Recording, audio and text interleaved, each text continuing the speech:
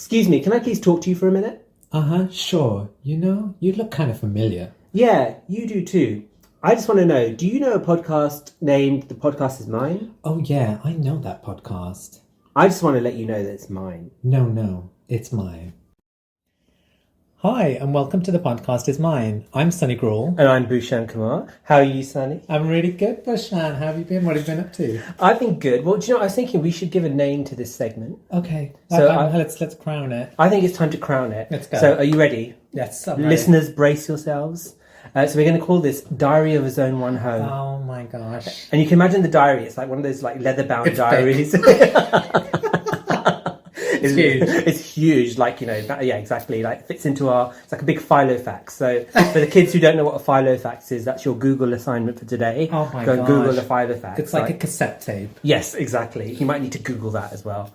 So, yeah, no, we've got Diary of a Zone 1 host. So, what's your entry this week into So, my entry is actually, I left Zone 1. I know. It was. Oh my God. Are you okay? I did. Did you get your vaccination? I had quarantine before and after.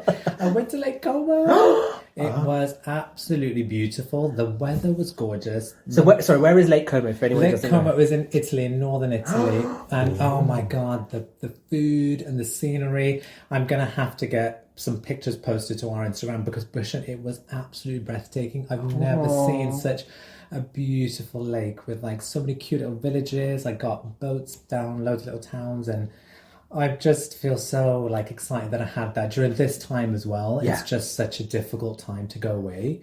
So yeah, I'm excited. Oh wow, how's the weather? It was 31 degrees. So walking around in that, it was just so difficult. It just made the pictures turn out even better. I make everyone jealous when I got back on Sunday. I thought, I'm not posting a single thing until I get back because I thought I don't want any kind of bad karma while I'm there. But yeah, I loved it. Oh, it's amazing. And do you know what, actually, God bless you, because when the day after it was really warm here, and you know, as we all know, Sunny brings the sunshine, like baked into your name. Exactly. Because I think I saw you just the weekend before. Yes. And I thought, oh my God, the weather's amazing. I'm definitely off this week. And I thought, okay, I'm going to go away. So I booked it on the Sunday. I went away on Tuesday, and I think the weather kind of got a bit cooler when I went away. Oh, God. And then I came back on Sunday, and it was hot again. Oh, it perked up for 2 days. So good. Oh my God. I was literally in the park sunbathing, and like now that's it. Oh my God. And then it's so sad it's over now. I know, the wind and it's just going to be difficult. I know, I am looking forward to cozy weather. Like I do like... Exactly, wrapping up, getting into a blanket and having your hot drinks. My hot drinks and watching, TV and stuff like that. But at the same time, it's just like kind of like daylight's going to be like over before it's going to be dark, like, in the middle of the afternoon. That seasonal adjustment disorder, it's like, it hits people in summer, let alone in winter. It's so depressing, and I think we have to find ways to kind of be outside a little bit more. Yes. Make the most of the daylight hours that we've got. Absolutely. And hopefully, and we have got loads of like festive occasions coming up. So hopefully people are putting their decorations up and stuff. Yes. Diwali. So, Diwali in November, yeah. Yes. And then we've got Christmas and then Halloween, I think, will probably be a quieter affair this year, though. I know, it's not going to be like the times of old. Oh my God, do you remember? Me and Bhushan went to this amazing Halloween night. Where was it? So it was in East London. It was in, oh God, what was it called? Was it called The Work? I don't know. It's some big old gas building or something. Because that's where we performed The Boy Is Mine. Do you remember? Oh my God, we did the moment where it was like, we did a little video, didn't we? A video tearing each other down. Oh my God, yeah. Do you remember? Because we were both dressed up in like Halloween stuff. Oh yeah. So I was Johnny Depp from Pirates of the Caribbean. I was just some hoe with like a really you were skeleton outfit. I think I had like a crop top, or I slashed it so badly so you could just see. You could see everything. Nothing. It's like literally, what are we looking at here? And then do you remember we staged a fight? Like, do you remember? And then also there was also something funny about that night as well. Do you remember who came with us? After all the drama last time. Can we even talk about this properly? On our OnlyFans we can. Yes. But just the abridged version is, we were meant to be accompanied by two other persons. But very last minute, something came up, and we didn't believe the story. No, oh my God. It was such a fake out, and we were like trying to call them out on it. There were like tears in the bathroom, apparently just before something had happened, and that's why they couldn't go anymore. Oh my God. It was so Real Housewives, wasn't it? It was. We didn't believe any of it. We didn't believe any of it. Like, from the moment it happened, we saw the change, and then we were just like, and that wasn't even the Halloween one, that was the summer one. That was the summer one. one as There's well. a summer one that they flipped on, and then then they came with us the Halloween one, and then left early as well. And it's just like, God. Next, you know what? They're just not fabulous enough No, to hang out with us. And then Not because the 100%. one after that was the jungle one, and for that you do have to listen to the OnlyFans because we can't repeat what happens. We're getting deep into the diary of a Zone 1 ho. Dear diary, I had my pipes We might cleaned. have to do a few little snapbacks to some of the pictures we took during that one as well. We have to drop them as a throwback Thursday. Exactly. But how about you, Bhushan? What have you been up to? Well, I actually left Zone 1 as well, Oh my goodness. but only to go Zone 4. So you definitely need a gas mask. Well, yeah, I needed a visa. You got a nosebleed, didn't you? Yeah, I That did. Altitude. Oh God, it was all kinds of things. Like the water tastes different there. couldn't put my finger on it. But it's actually wonderful because there were some friends who I hadn't seen since we've quarantined. My besties, really, really close friends, and they're also mums as well. Good. So now that the little shits are back at school, Thank God they're free again to do stuff. free to be Have a like life. adults again. Yeah. So it's really lovely just going meeting up, having a coffee. Like it was all outdoors. It was all socially distant, and it was just really nice to because it felt like we hadn't the whole last 6 months hadn't happened. Because that's the wonderful thing about like your chosen family when you go and meet people who very important in your life. You can pick up from wherever you get stuff from. Exactly. Yeah. So it was really nice to see them and just glad. and I've been a real social bunny this month, which has been quite nice. Nice. I'm glad to hear it. And I think it's easy to get into a bit of a habit where you're not probably pushing yourself to go a little bit further. I mean, obviously. Wow. Do you know who you're talking to? We don't, Yeah, we exactly. don't like to do that anyway. Sorry, I clearly Gag got reflex, cursed yeah. I got cursed by the gods for making that. But it's good that you're getting back into a routine and you're getting to see your friends as well. Yeah, exactly. I think it's so important because I think it's so easy to we've all been feeling it recently. It's been hard. And it's been hard. And I think even now with the 6 month kind of wall that we've all hit, so it's really important to kind of take care of yourself and your mental health and do things which talk about. If you can talk to someone, do it. It's really important. Reach out to people. Like obviously we could have zoomed and stuff, but we just had the opportunity to meet in real life. So we were like, let's take this opportunity now because we don't know if we'll have it later on. Yeah. So it was really, really good, and it's done me a world of good as well. I'm glad to hear it. I feel like this is something we need to find a way to live with. Yes. So if we don't have some sort of routine of seeing each other in between these kind of maybe mini lockdowns, then we're going to struggle, aren't we? So, Yeah, absolutely. We need some semblance of normality. Good. Well, anyway, Bhushan, what are we talking about today? Yes. So today, closing the Zone 1, the diary of the the Zone diary 1 of Zone ho. 1 The diary is now kept away. So heavy. Exactly, for safekeeping in a very safe place. Today, actually, this is one podcast I've been really excited about. We're going to talk about the experience of being British Asian. Oh, is this about time? Yes, exactly. We need this. So we'll be right back after this. Okay, and we are back. Okay, so today, we're going to talk about being British Asian. So, growing up as British, I can't speak properly. You What's can, wrong with me? it's both of us. It's me mocking all those Zone 2 people. Zone 2 people, exactly. See, Sorry, karma everyone. keeps It's receipts, getting everybody. there, it does. Telling you. So, growing up as British Asians in the UK is a weird and wonderful experience. I mean, it's wonderful as we have a rich cultural heritage to celebrate and be proud of. But it's also weird as some of the reactions and encounters that we've had directed towards us based upon our race truly make us wonder about the world we live in. So like I was saying, I was really excited to kind of explore this topic because I should say that we clarify that we are British Indian. Yes. Because British Asian is such It's a very diverse pot. it's a very and I don't want anyone kind of listening and thinking that we speak for every because there's so many different strands of British Asian. We are just one voice amongst the many.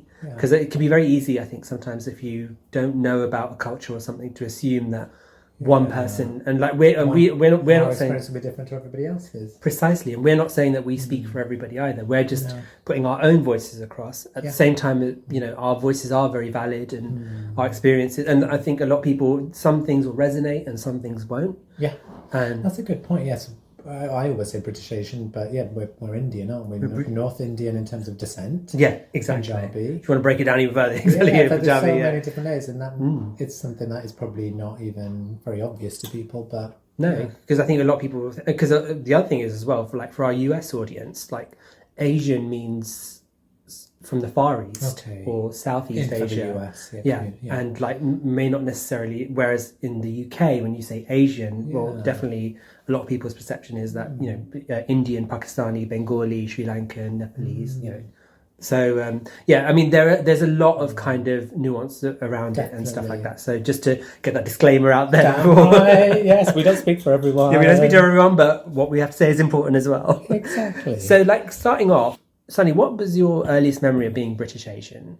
It's a really good question. I was trying to think through what, just general memories of my childhood. And I thought, how can I relate them to being British Asian? It's hard, isn't it? Because it's like, when did I first realise I was gay? Or when did I first realise I was, I don't know, living in the Midlands and it wasn't where I was destined to be? You weren't in zone one, exactly. So we've talked about this before. I grew up in Wolverhampton, so it was quite diverse actually, like large Asian community, lots of people that were black, so white. It was just a mix. It was such a blend. So I didn't ever necessarily feel conscious of it so much because my school was really mixed, and the community I lived in was very mixed. So I didn't always think about being British Asian, but obviously it was every part of who I was. Yeah. Because growing up, going to school and, feeling like, okay, look, I've got parents at home that can speak another language, and that felt really, I don't know, it just felt normal to me. But my dad pretty much practically grew up in the UK. He sounds English, like you wouldn't know that he is like Indian if you spoke to him on the phone. And I give that example because I remember one of my friends called home once and from school, and she was like, oh, who is that man that answered? I was like, oh, it's my dad. And she's like, oh, he just sounds like he's from here. And it kind of caught me off guard a bit. I was like, oh, where did you think he was from? And then I thought, oh, of course, because of how I look, you just assume that maybe my parents would be very, very kind of, I don't know, Asian in some way. And my mum is. She was born and raised in India and moved over here when she was in her late teens. So, you can hear it from her accent. And I just felt like it was nice to have that kind of blend, appreciating, that I am from an Asian background and culture, but growing up in a Western world, it was such a different experience for us, especially as probably I would say first generation Asian. I didn't really get brought up watching loads of Bollywood movies. We could talk all about that, but in terms of when did I realise it's probably when I had those little situations crop up, and it was when it made me think, oh, I am different. And it was probably not any ill will behind it, but those sorts of kind of phrases did make me think a little bit like, oh, I am different to everybody else. What my friends, if I've got white friends, whatnot.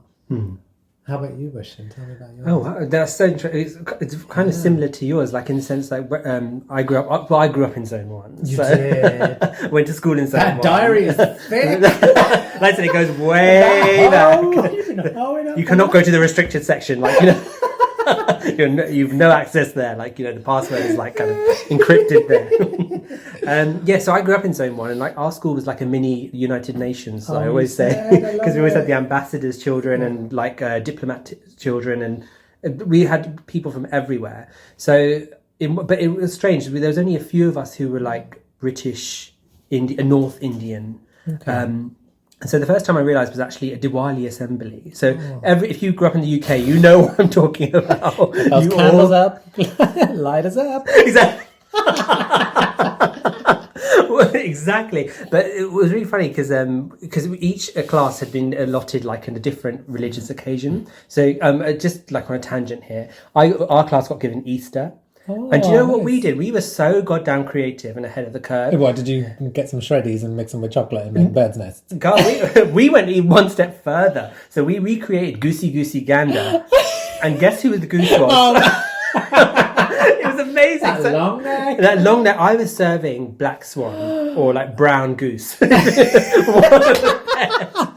And I had a goose mask, and I had 12 wives, because in the poem there's something about 12 wives. So I had all these girls wearing white leotards, and they had goose masks on, and then I was reinforcing patriarchy, so I just wore what I wanted.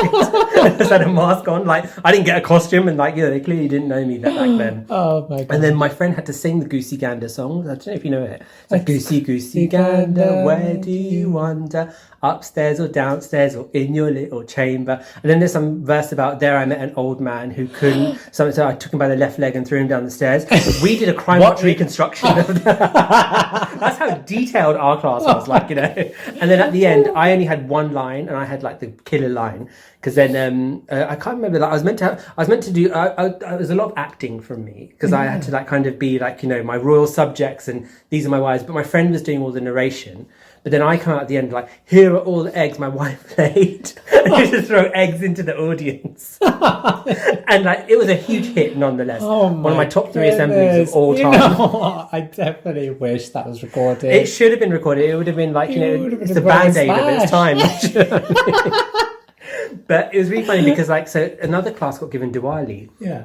And these were like friends of ours, so it was like they ruined it. Oh my god, they killed it. So they were like kind of no. the day before. Her mum and her nan were like kind of like the hype men, kind of like oh, we have to get our daughter ready. We're gonna have to do her makeup. She's had to learn the dance, and And I was quite excited because I was like, oh my god, this is gonna be like a big ass Bollywood number. Because I grew up watching Bollywood from the age of 4. Like I think was the first one of the earliest memories I have is of watching Bollywood cinema. Yeah. And I was expecting some big ass Bollywood number. I was like, oh my god, she's gonna wear like something gorgeous. And like she comes, on the day, like there was like this projector kind of, doing the old projector where you had to sing the songs. Do you remember that thing where you wrote with the felt tips? Girl, we had electronic whiteboards. Clearly a different generation. Well, That was high school. Well, back in 1884, we had something called a projector, which like projected onto the screen, and so then like my friend came out. And she looked like fucking Krusty the Clown. Like her makeup was like Pat Butcher on crack. Like she blew to be Rama and Sita or something. Yeah, well, she was playing all the fucking roles. You know what I mean? Like, it's like, my god. And then like this is an early version of drag. it was like drag gone wrong. Like the person like who does not lip sync for their life, like sashay away.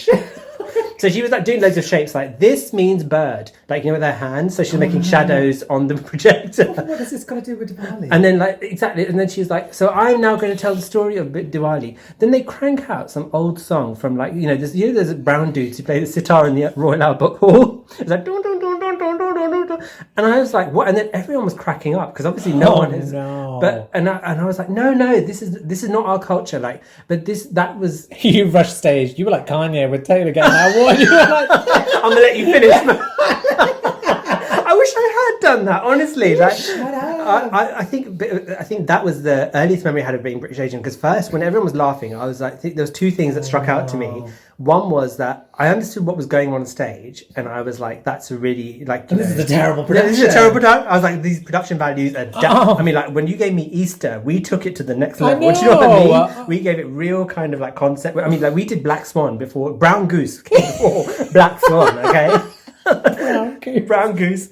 But I remember like looking at that and thinking that's not my culture, but it is. There was this kind of weird that it sat uncomfortably with me, like in the sense that like I didn't understand why everyone was laughing, but at the same time I was like, that's not how I see it. Yeah. And then I think that was kind of like the first kind of moment I really felt British Asian, because I was like, oh yeah, because there is a familiarity there, but there's also something I don't recognise as well. So did it make you feel like you were being misrepresented, or was it a case of, was it like shame? I'm trying to work out what is that sense. I think there's a mix of all of them, to be honest with you. You hit the nail on the head. I think there was an element of shame that everyone was laughing, and it's like, why they were laughing at this? This is not meant to be funny. This is Diwali. This is special. Like, and what they're doing there, God knows what the fuck that is. But it did feel really, really weird. But also at the same time, there was something inside of me that said, oh yeah, but you do Diwali at home, and that you do something completely different. I mean, what was interesting now when I think back on it, that friend was from a different region of India to us. So Punjabis, we do things differently to the Bengalis, for example,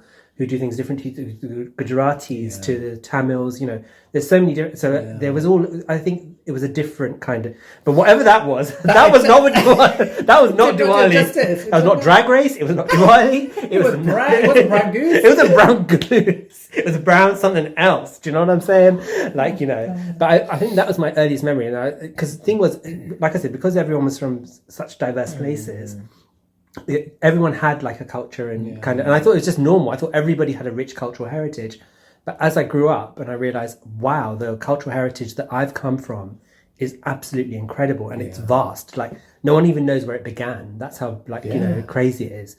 And it also like taught me how to respect other people's cultures as well, because first I was like, no, mine's the biggest and oldest of all. But then I realized, no, that's not the right way to go about it. Like, you know, like use this as a moment to let, you know, you've got a reference point. So if you know that certain people celebrate Easter in this way, well, Easter is like your Diwali or Dussehra, and you know it really made like a big difference. No, I think it sounds like you had a really positive, even though that was obviously a tough time, obviously. Yeah, I mean, and like I should add that it wasn't instant. Like coming to that realization wasn't instantaneous. Like this has been condensed for like the podcast, but it was like it took a good 10, 15 years. Like because going through school as well, like. You'll be able to attest to this as well. Like, even when you're in the school where I don't know. Well, actually, I wasn't in the majority.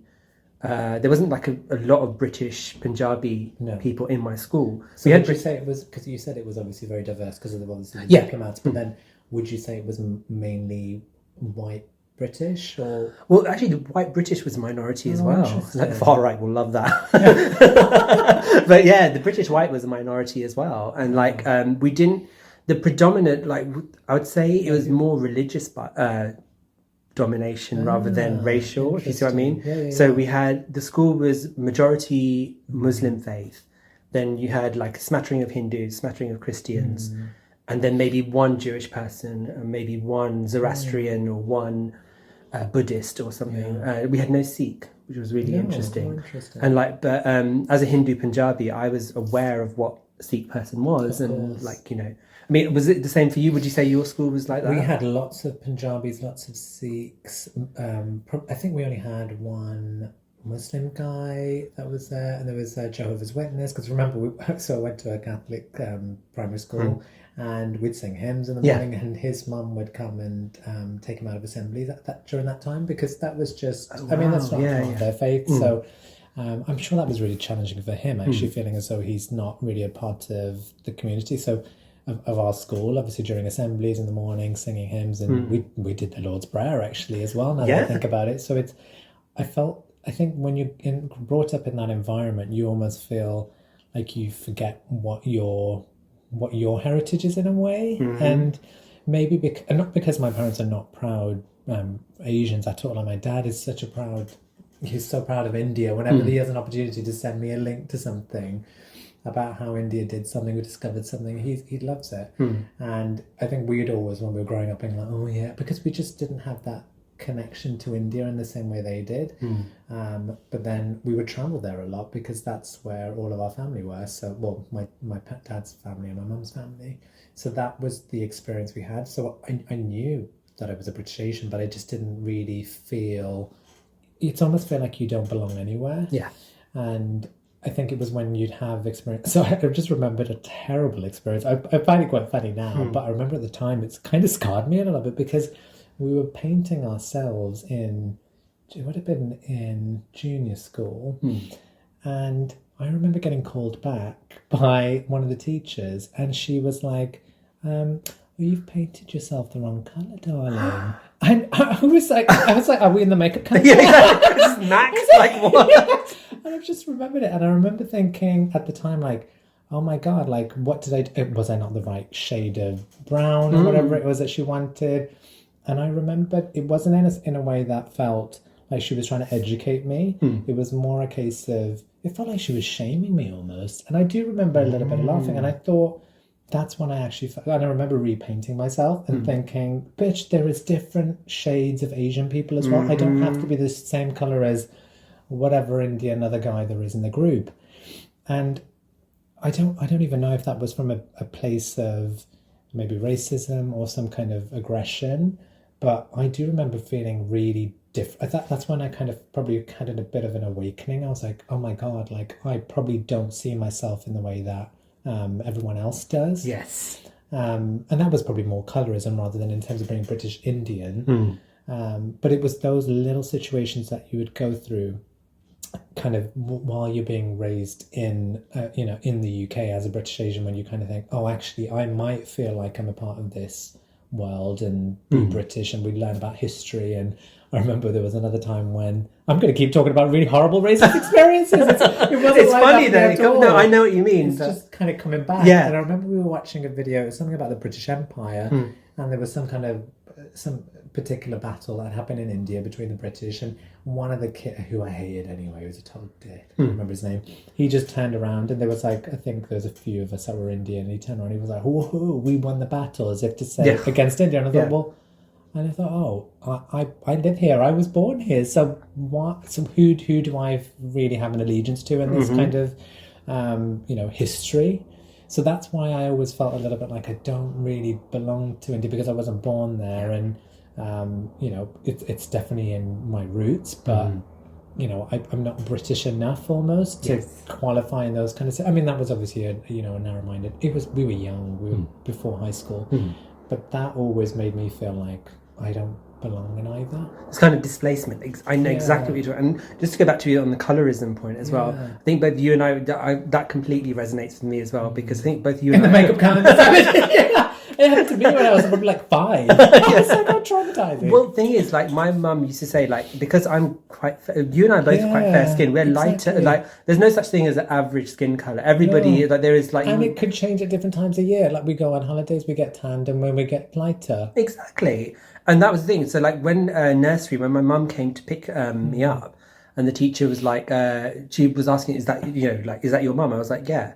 And my mum was always like, they were always like wary, because they didn't think, even though what's really strange is because like my mum and I have like, my mum is slightly darker than me, but not like darker than, and I need to be I want to be careful how I say that as well, because I'm not saying that there's anything wrong with being, like, every skin tone is beautiful. And I do genuinely believe 100%. That. And like, I had to find out the hard way, because like everyone's like, oh yeah, you're light skinned, it's been easy for you. Bitch, it ain't. No. It's not, isn't it? Like, you must have experienced this as well. It's this, and it's also, you're never, the way I always felt growing up, it was always, because my mum she's even paler than me, like, she's really fair skinned, and I remember it was almost a case of, we're the whole podcast for this, in terms of colorism, and it did always feel like in Asian culture it was a case of that status with being lighter. And I remember growing up thinking, oh my god, I have to stay fair skinned to be appealing. And then I realised the older I got, I thought, that definitely does not define my appearance at all in terms of my status or anything. Like, we have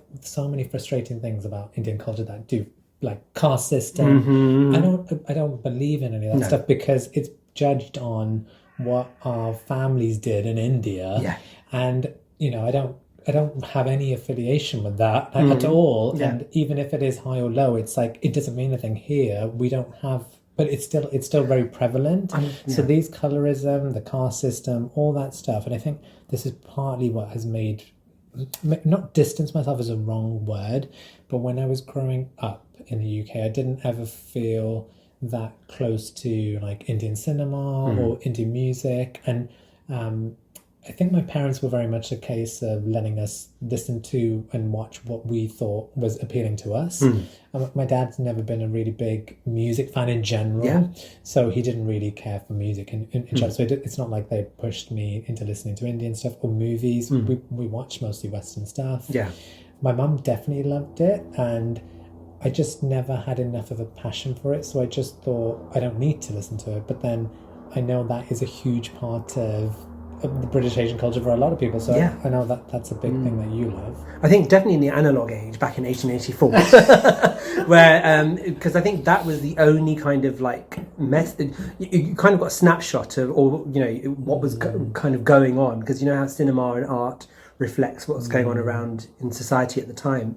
So I think that's probably where it all came from, because I learned to speak Hindi from watching Bollywood films, because it was through imitation and learning, my vocabulary was increased, and then the music as well. Sometimes there'd be these really complicated words, and I'd ask my mum, what does this mean? And she wouldn't know. And then I'd have to go and find out, and then it's only through the film that I'd find out that this is a very complicated term. So could your mum not speak Hindi then? No, so she can speak Hindi, but I think the thing is, like, it's such a vast kind of, the language itself is so complicated and vast, and like our parents, like, they learnt Hindi, like we can speak Hindi, Punjabi, Urdu, Oh, But- so I didn't know you could speak Urdu as well. Go, I can get down like that. you. Yeah, exactly. Wow. No, it's so funny actually. When I went to Barcelona the first time, I on my first night, I kept getting lost because I couldn't find where my hotel was. So I'd pop into these, and there was a lot of Urdu speakers there. And I spoke more. I ended up speaking more Urdu than Catalan or Spanish or English. It was so bizarre. I was like, where the hell am I? Like, everyone speaking. Like, it felt really. And even when I went to Dubai as well, like I was dropping into Urdu and Hindi just like no tomorrow. Like But I think you're right. It's because it wasn't forced, but it was like I had natural interest in it, which is a good thing. It's not a bad thing at all. You get influenced, don't you, by your parents and and people around. I mean, both my brothers, they weren't interested in it at all. They were more interested in like Western films, and my older brother really liked like Chinese cinema as well. Nice. So that they went more towards that, and then there was me like Bollywood all the way, like ready to jump into song any given moment, like But so let's move on, because you're right. The colorism could take up like a whole like because in terms of like we kind of like nicknamed this podcast between us the Coconut Express. Now coconut is like quite a loaded term, so I wanted to ask you, what does being called a coconut mean to you, and do you think it's a racist slur? So I think the first time I heard that sort of kind of analogy was like being called a bounty, or hearing people call one another bounty bars, and I just thought, okay, so firstly it means that you have to be that shade of brown, and then you have to be in that shade of white on the inside. And when I say on the inside, in terms of you have to be super Western. And I just thought, why is there no grey? Is there no grey in between? No, it's just one or the other. And that's what I hate, feeling like I have to fit into a box. And kind of going back to what I was saying earlier in terms of how my parents raised us, they knew that, look, being a Sikh, British Sikh as well, they didn't want to put pressure on us to have to, wear a turban, because they thought, look, in a Western world, it's going to be harder to kind of maybe maintain that. And maybe that's the wrong choice in some people's minds. I feel happy with the upbringing I've had. They encouraged us to be ourselves. But they didn't in any way kind of force us into any kind of choices. And when I think about the examples that were around me, a lot of my family members in the UK were like extended family, were what you would say a coconut or bounties, and they were the ones that we kind of looked to as kind of, not the role models is a wrong word, but people that had achieved a lot of success. And a lot of them just didn't speak any other language. There was English only. And I remember my dad saying when we were growing up, he was like, look, I don't want you guys, because I know his cousins, some of them just couldn't speak English at all. His extended family that were in the UK, they couldn't speak Punjabi at all. And he was always like, look, I don't want you guys to not be able to communicate with your family in India and to miss out on that kind of experience. So when I would grow up, I'd kind of, because we did speak English a lot at home, it made it more challenging to kind of not feel as though the root or the kind of role models that I can kind of connect more with were the coconuts in our family. So it was just, I think it felt almost as though if you were someone that was very, very Western, but you were Indian, then it's like a little bit of a cop-out to some kind of parts of the community, but then for others it made me think, look, they've gone to university, they've got like good education, they've got a good job, and it made me think, well, that's the route to success. So I almost didn't see coconut always as a bad thing, which sounds bad, doesn't it? No, it doesn't, not at all. But I kind of thought, okay, then if I become more Western, then that is a road to success. But I quickly learned as I was growing up, and had the good example of my parents, which is they sent us to Punjabi school too. I mean, I can speak Punjabi fluently. It's conversational. I can't use it in a business context, I don't think.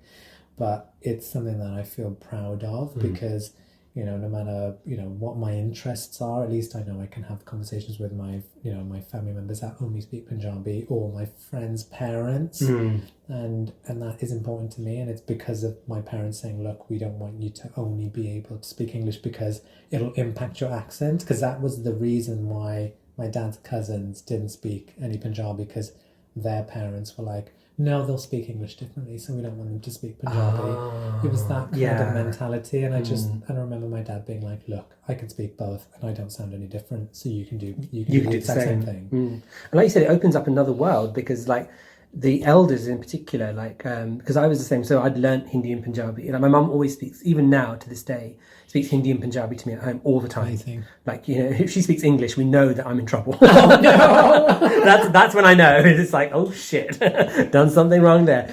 But so right, that it opens up a new world, and also to be able to converse with elders, because this was a big thing as well. Because like my dad's auntie, she was quite old, and like being able to talk to her in Punjabi, I was able to kind of delve deeper than everybody else, because I'd be able to be like, "What? Tell me about your story. Tell me how did you come from that village in Punjab to Slough?" Like, and she was able to tell me, like, she was married off at 13. Whoa. And like, things like having loads of miscarriages and all these kind of things, like, which I wouldn't have never have known. And also that also prompted me to go and do some more kind of research. So it might be like I might go and read an autobiography, or I might go and read a history book.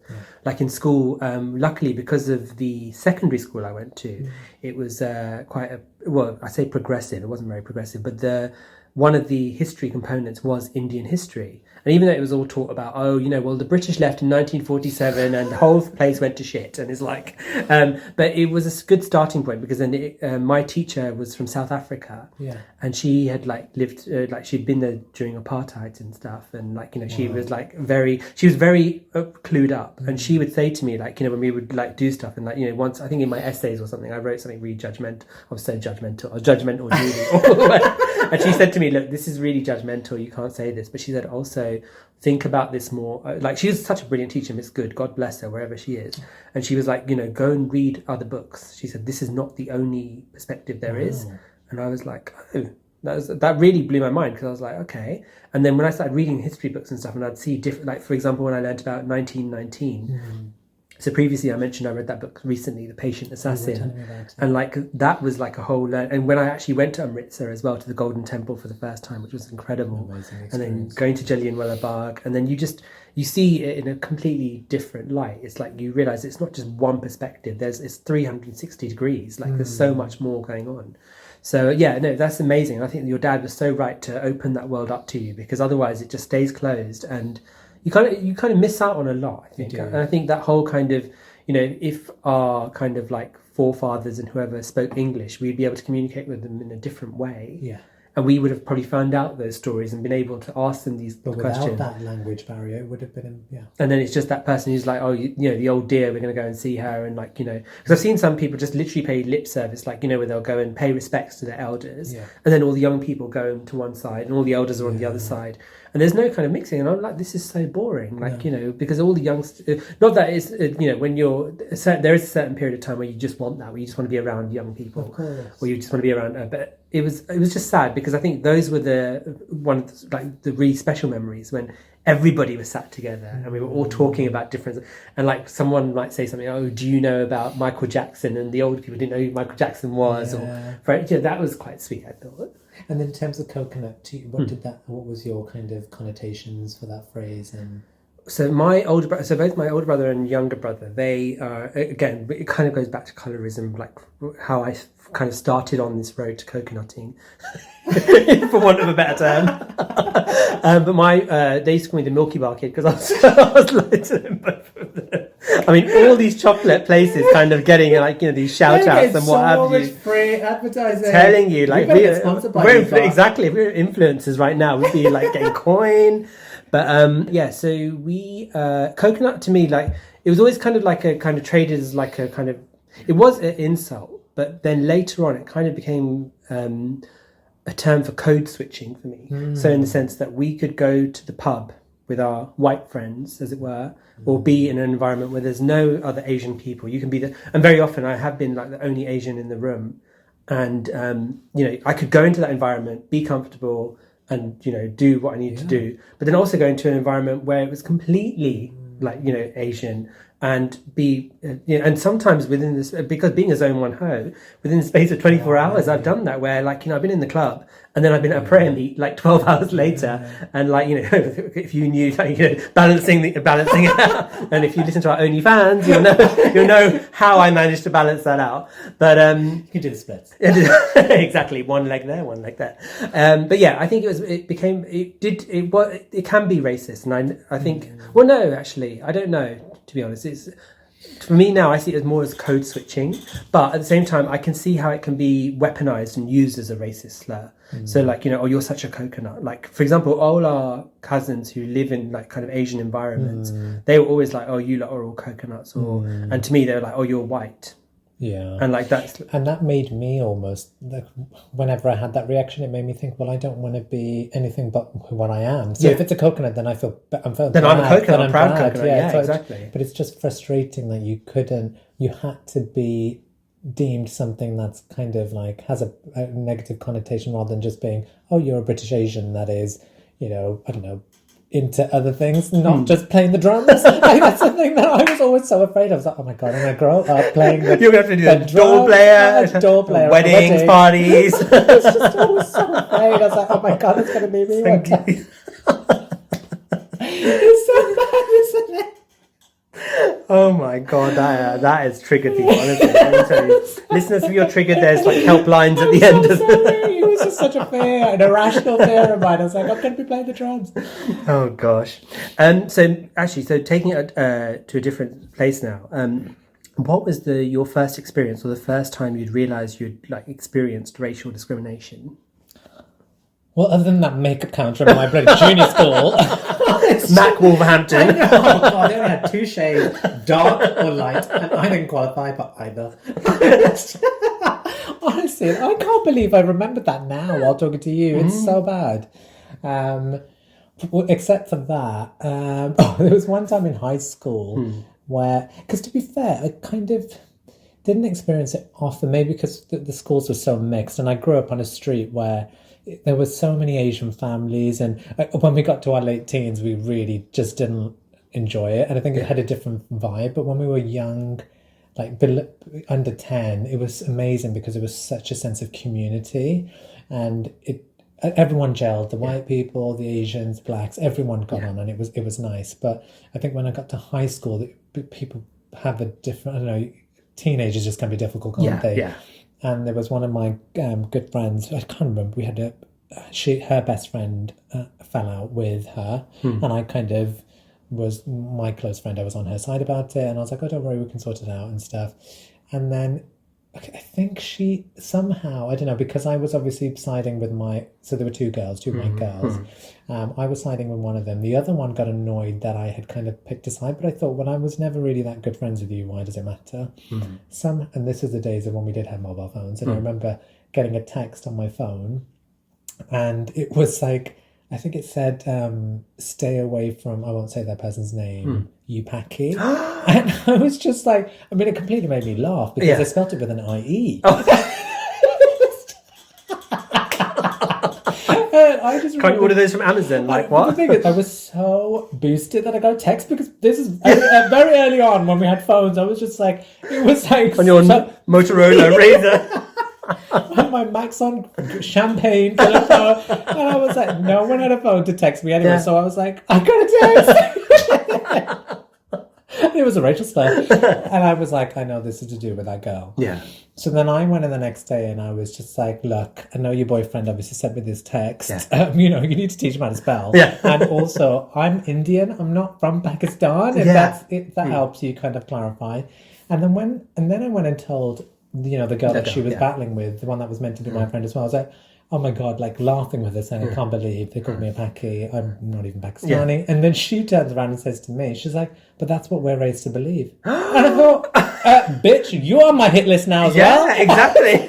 I'm gonna block you on my phone. I was like, raised to believe. She was almost siding with the racist because she was like, oh, don't take the piss out of him for not knowing that you're Indian because we're raised to believe that you're all Pakis. That we're all that we're all from one place. Like I was like, okay. I was like, yeah, you're going down too. Yeah. So that was one of my earliest experiences, but I was so boosted to go text. How about yours? Wow. Sorry, this is really sad. Yeah, exactly. If you just tuned in, Sunny just got a text actually. So mine actually was in school in year 8. So I had a wonderful English teacher in year 7 called Mr. Weinbrun. God bless him wherever he is. He really encouraged me and made me like he was another. I was so lucky that especially in subjects that I did well in. that my teachers would encourage me so much.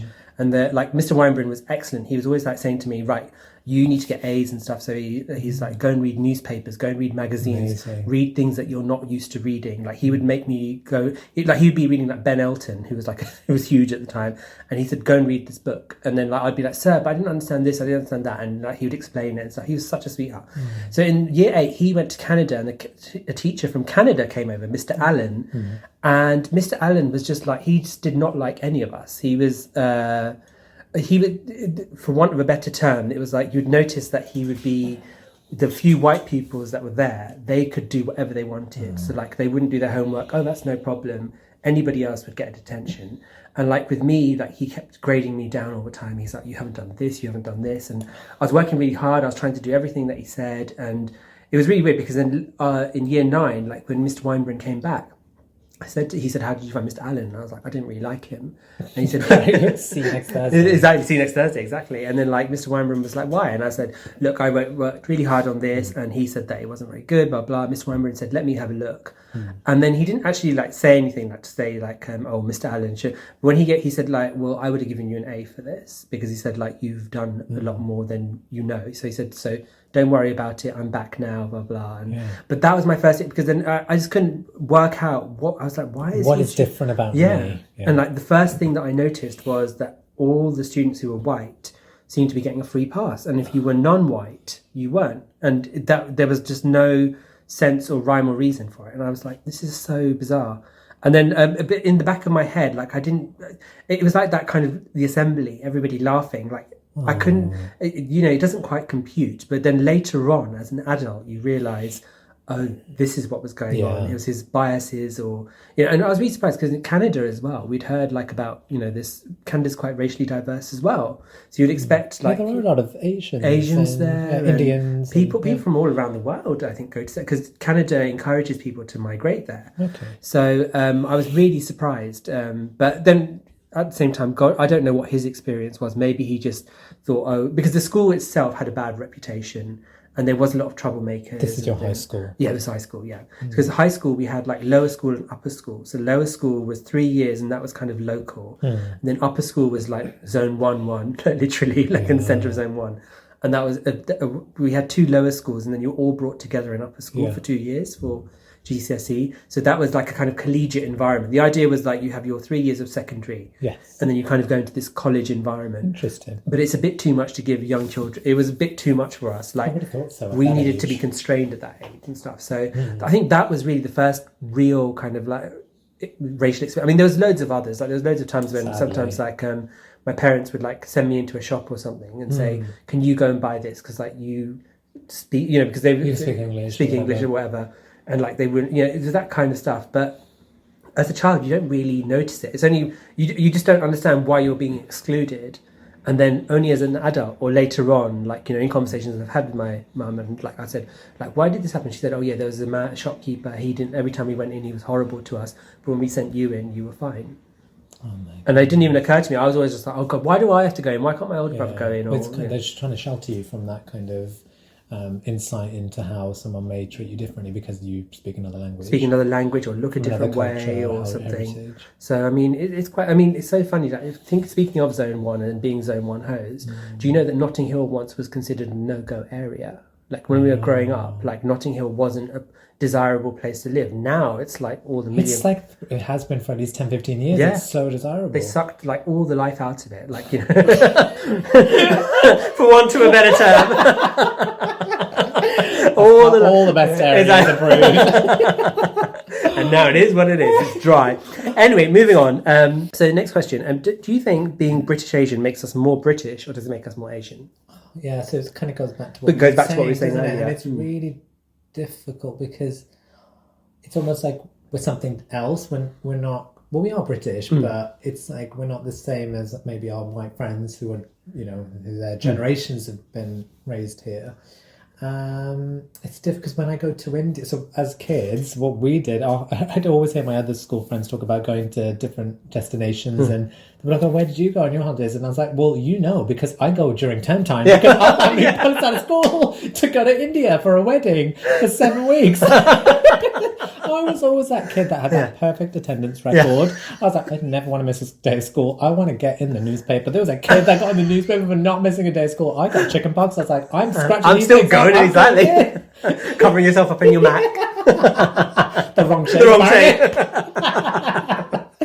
And I was like, always going to like, I mean, it was now I look back and think, I'm so lucky that I got to go to India as a kid. It's so incredible. But when we were younger, we were like, oh my God, really? There's no Insta jealousy with India right now. It's way back in the day. And it was just felt like a huge burden, and it was never ever planned. But I mean, my dad just didn't care. He was like, "Look, this is when the wedding is. We're going next week." It's like, and the teachers would hate it. But to be fair, because I performed well at school anyway, they didn't really care. They were like, "Look, he'll be fine."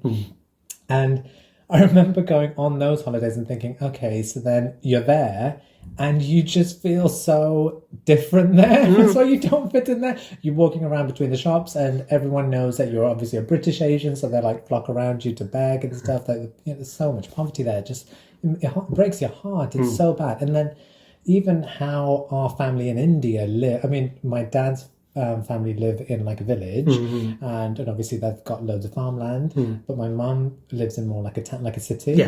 So we had two completely different experiences there in terms of when we'd spend time with them. One thing I absolutely loved was the time around all of our family, because all of my mum's family and all of my dad's lived in India, their immediate family. Same. So there was a huge sense of community, and that was amazing. But then we still felt different because we were always like kind of not tiptoed around, but we were just made to feel really special, which is so nice. Now that I think back to it, I think we're so lucky to have that kind of red carpet treatment. But we didn't really feel like we belonged, and it was always a case of, oh my God, when are we going to go home? Because I just want those home comforts, and I miss like Neighbours. Neighbours and Home and Away. Neighbours doesn't come on it. There's some weird channel. Exactly. Oh my God. Even on our VHS recorder, we set it to record. You can't catch up. And it was just all those simple things like breakfast. You don't really like cereals. It wasn't back in the day when we would go to India. They didn't have that same access to the same sorts of things. Like the only thing they had was like Wimpy, which is still going strong, isn't it? But it's not like Wimpy here. It's like completely. Do they have Wimpy here? Yeah, they used to be. I think like some seaside towns still have. Oh my gosh, it was so basic, and it was just like, everything always just wasn't the same as a home. And now I've realized, and when I go on holiday now, it's like I want to go away from anything British. You want to get away from what you're used to. And now I think, oh my God, I'm so lucky to have, we went to tours of temples, and we went to the Golden Temple, Taj Mahal. You got to stay in like villages in India and experience what that lifestyle is like. And go to huge weddings. It's just such a different, amazing world, but didn't fit in there.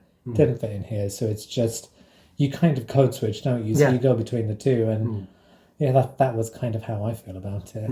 I feel exactly the same, to be honest with you. It's that whole. I think that's one reason also why we're such good friends as well, because like we understand that understanding, and like so many of my other friends as well who have that same kind of predicament where they'll go to Morocco or they'll go to China or wherever they go. Same thing to relate to. Yeah, and I think it feels really you do feel displaced, and sometimes you just wonder, where am I from? Who am I? And then other times you're like, I'm so lucky that I've got dual cultures, dual heritage to kind of like dive into and be a part of. And in a way as well, like as British Asians, we've almost got our own hybrid culture, haven't we? That's Like, how I feel it is. like we've got our own kind of, for example, Bhangra music, the whole kind of weddings in... My irrational fear of the drums. Oh yeah, sorry, I didn't mean to trick you. Okay, let's move on. No, it's true. I think in terms of like our tastes, I think that's kind of what helps sometimes people kind of gel and kind of connect with one another. And you love Asian music and you love Bollywood cinema, but it doesn't mean that we haven't been able to connect because of that same sense of like belonging or lack of belonging sometimes. Exactly. Do you remember when we went to that Bollywood night? Did we go to a Bollywood? Oh my God. The only Bollywood night you went to. You were just literally, I remember like you didn't even bother you were like you were like Sheree turning up at that fashion show after her son's recital. Like, you literally turned up in your cardigan and you're like, I hope no one sees me. I hope no one sees me. And then you bumped into some friends of yours. It was so funny. And they were like, Sunny? And I was like, oh my God, I need to put my shades on. I need to get out of here. I was like, I can't believe I've been spotted in an Asian club. Literally, the first thing I still remember that you whispered to me and you were just like, oh God, I wish I'd dressed up now. I was like, no one's going to see me here. I don't know anyone Asian here. I love that how everybody we went with a big, massive crew. And like, I'm the person that you told, like, I wish I'd dressed up. It's like, I understand. I did not think I was going to get checked. Who going to check me? Cookie and them were there. Already. Or like the Punjabi Cookie and them. It would be Cookie, wouldn't it? And if you don't know Rajan Pablo's night. Yeah, oh God. Oh, I mean, that was like a really nice members club, and like once a month it'd get taken over for this Bollywood night. And you dragged me there. You literally did. We were like, you're going to have so much fun. And literally, we were like doing dance routines from dance classes. I was standing around. I know, you were standing there clutching your cardigan, like, when can I get out of here? And these were the pre-Uber days. Remember, the club was like in the middle of nowhere. When was that? It was West London. It's West London. It was like 10 minutes from my house, but it was like...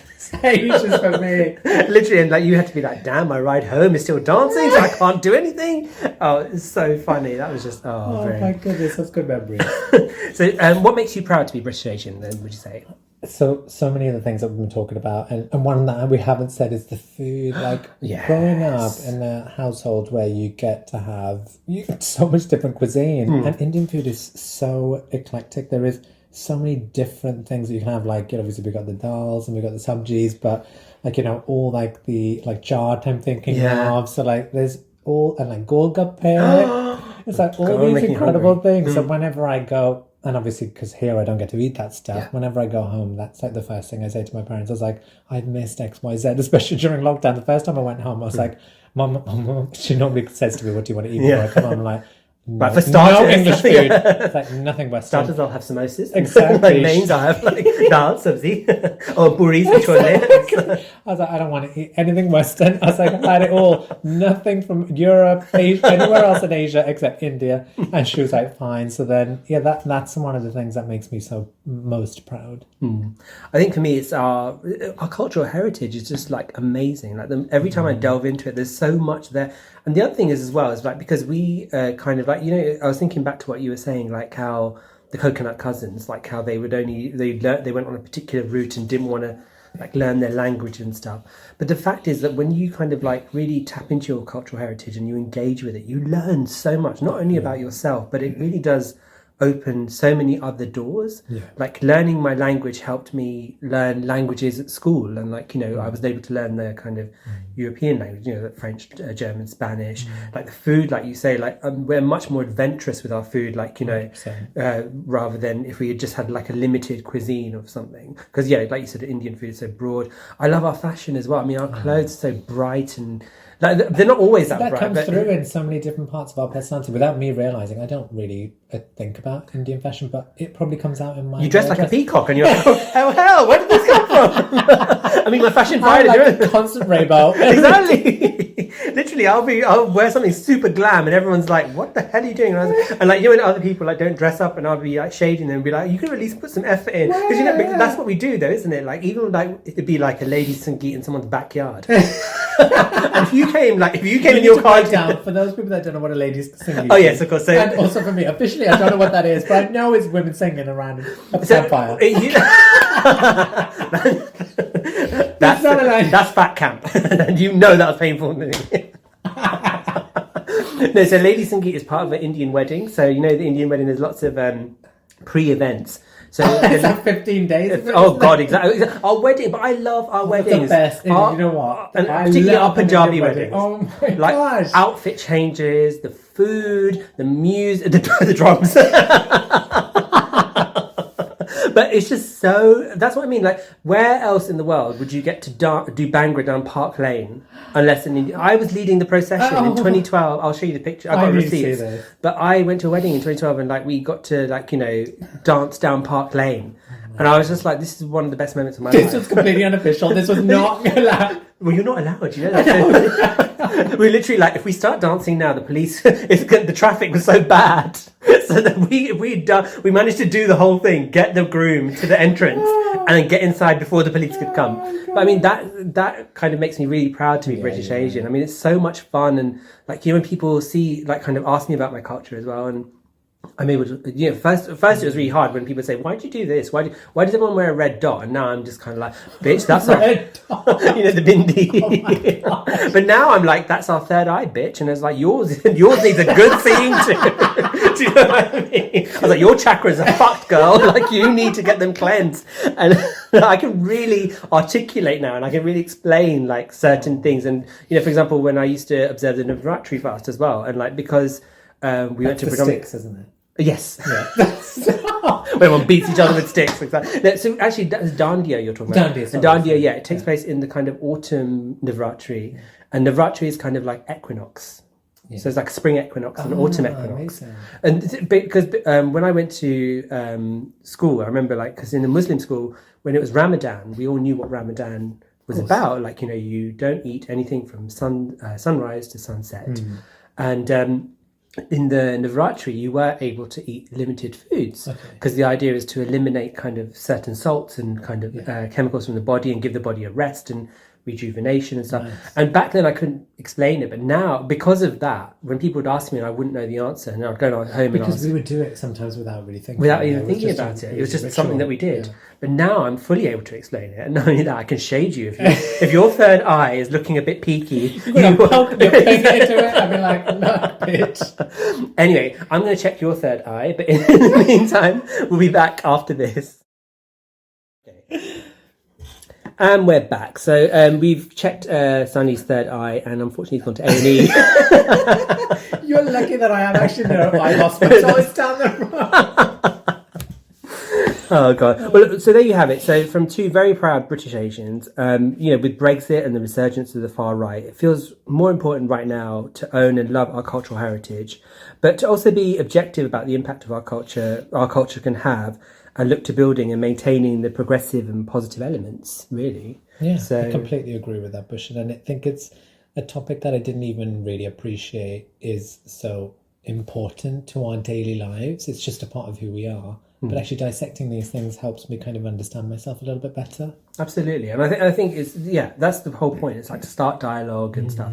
So speaking of starting dialogue, if people want to, let us know if you want to contact us on the socials, so Facebook and Instagram. It's at The Podcast Is Mine on Facebook and Instagram. Nicely done. And then Twitter is Podcast Is Mine, because they won't have the. But that's for operational reasons. Yes. Or you can always email us at thepodcastismine@gmail.com. So I guess, that was quite good. I really enjoyed that. That was really fun. Well, there's nothing left to say, but... Oh, there is one thing left to say. Oh. The podcast is mine.